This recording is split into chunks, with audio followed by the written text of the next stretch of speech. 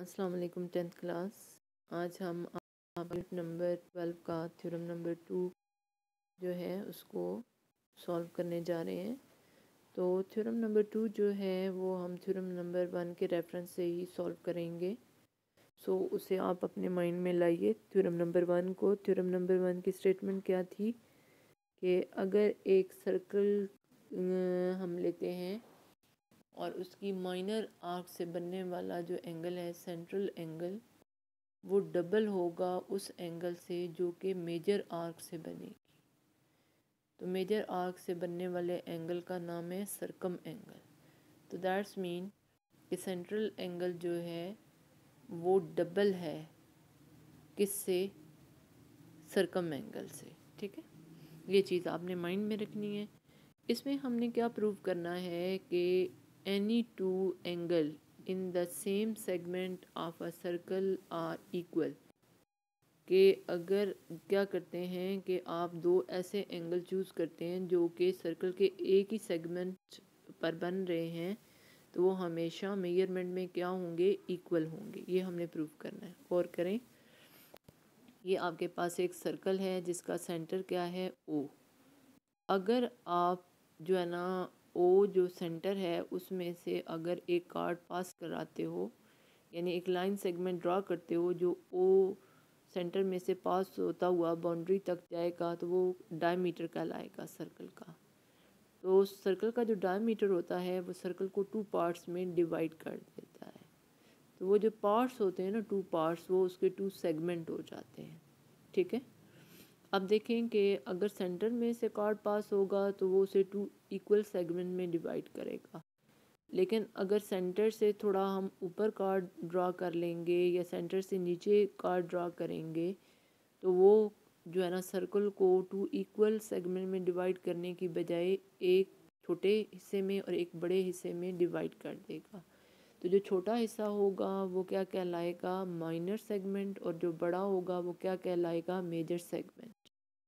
तो अब देखें कि ये आपके पास जो गिवन सर्कल है इसमें गौर से देखें कि आपके पास एक सर्कल है जिसका सेंटर ओ है और ओ को हमने ए और बी से मिला के ए ओ बी सेंट्रल एंगल बना लिया है। ठीक है, उसके बाद देखें कि आपके पास ऐसा है कि इस सर्कल पर जो ए और बी पॉइंट है, तो ए से बी तक ये जो आर्क है ये आपके पास माइनर आर्क है।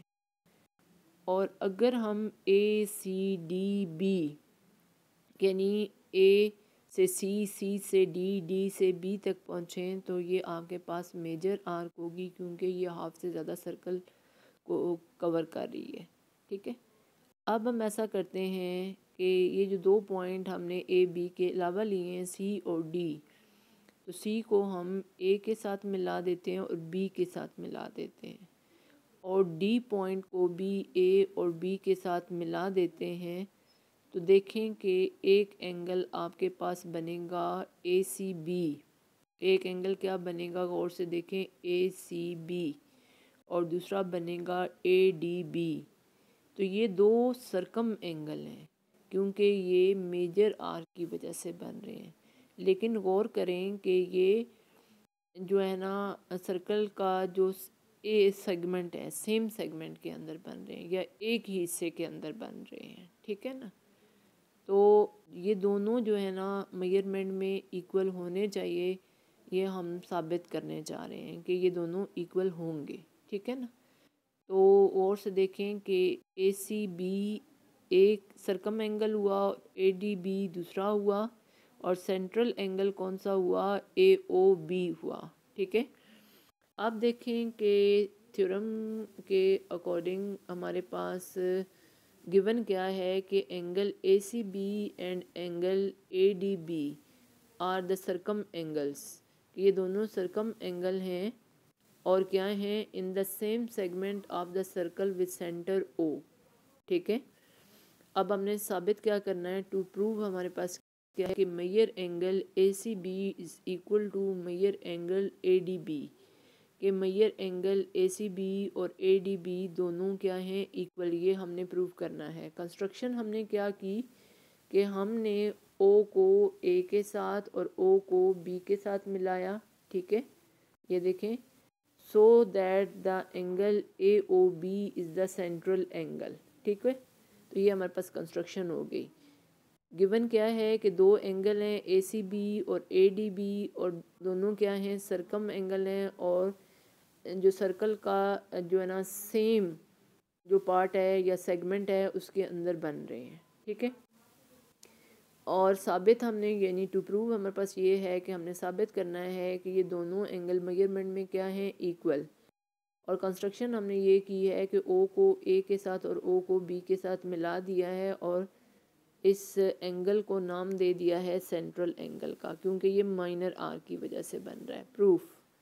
प्रूफ में देखें, वो कहता है standing on the same arc of the circle, यानी कि मैंने जैसे आपको बताया कि आर्क का नाम तो सेम ही है ए बी, लेकिन अगर आप ए बी तक जो है ना ये नीचे की तरफ ए बी, ये देखें शॉर्ट सा आपके पास ये कर्व बन रही है, या आप आर्क किसे कहेंगे, तो ये माइनर आर्क है।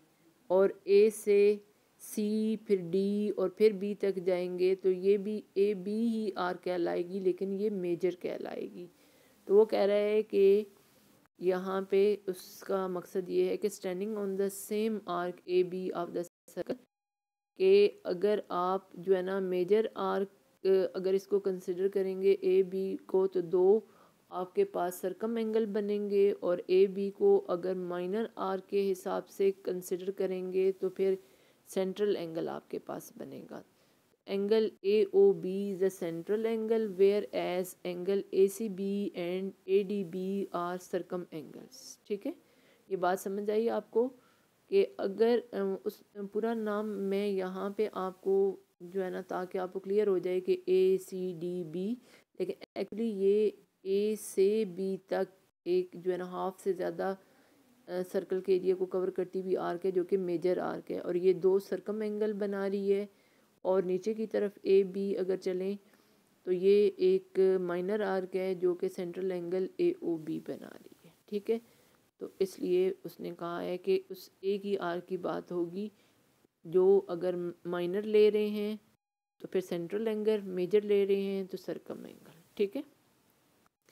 अच्छा, अब वो कहता है कि major angle A O B is equal to two major angle A C B. ये हम थ्योरम नंबर 1 में प्रूव कर चुके हैं बाय थ्योरम नंबर 1, ठीक है ना। तो इसने ऊपर जो रीज़न दी ना कंस्ट्रक्शन में ये कि सेंट्रल एंगल हमने कंस्ट्रक्शन की वजह से ही बनाया है ना, कि हमने जो है ना क्या किया था, ओ को ए और बी से मिलाया था तो सेंट्रल एंगल बना था। तो इस वजह से रीज़न क्या दी, कंस्ट्रक्शन, ठीक है। सरकम एंगल जो है वो किससे बना, गिवन से, ठीक है ना। क्योंकि गिवन में वो हमें क्या कह रहा है, और से देखें, गिवन में वो ये कह रहा है कि ये दोनों एंगल जो हैं वो सेम सेगमेंट जो सर्कल का है उसमें मौजूद हैं, ठीक है ना। तो ये दो हमने जो सरकम वहाँ से लिए, गिवन से लिए। अब देखें कि हमने जो है ना सेंट्रल एंगल को एक सरकम एंगल के इक्वल लिखा, ये किससे, थ्योरम नंबर 1 से। यानी थ्योरम नंबर 1 की स्टेटमेंट भी आप यहाँ पे लिख सकते हैं कि उसमें उसने क्या दिया था कि जो सेंट्रल एंगल होता है जो कि किसकी वजह से बनता है, माइनर आर की वजह से, वो डबल होता है किससे, उस एंगल से जो कि किसकी वजह से बनता है, जो कि मेजर आर की वजह से बनता है, यानी सरकम एंगल। तो देखें कि या आप ये भी कह सकते हैं कि अगर सरकम एंगल को डबल करेंगे तो वो सेंट्रल एंगल के इक्वल बन जाएगा, ठीक है। तो अब देखें कि गौर से कि अगर आपके पास major angle A O B वो क्या है, किसके इक्वल है, to major angle A C B, तो ज़ाहिर बात है कि यही सेंट्रल एंगल जो है वो किसके इक्वल होगा, two major angle A D B के भी इक्वल हो जाएगा, ठीक है। क्योंकि दोनों देखें ना सरकम एंगल है, तो ये सेंट्रल एंगल जो है ना ए ओ बी वो ए सी बी के भी जो है ना इक्वल होगा, यानी two major angle A C B के। और ऐसे ही एंगल जो ए ओ बी है वो two major angle A D B के भी इक्वल होगा, क्योंकि दोनों सरकम एंगल हैं, ठीक है। अब गौर करें कि अगर हम लेफ़्ट को कंपेयर करें तो दोनों किसके इक्वल हैं, सेंट्रल एंगल के इक्वल हैं। तो दैट्स मीन ये major angle A O B को और major angle A O B जो है वो रिप्लेस हो जाएगा, यानी कि ये दोनों एक ही चीज़ के इक्वल हैं और तो दोनों आपस में इक्वल हो जाएंगे, यानी 2 major angle A C B is equal to 2 major angle A D B. तो अब देखें कि 2 और 2 क्या हो जाएगा, कैंसिल हो जाएगा।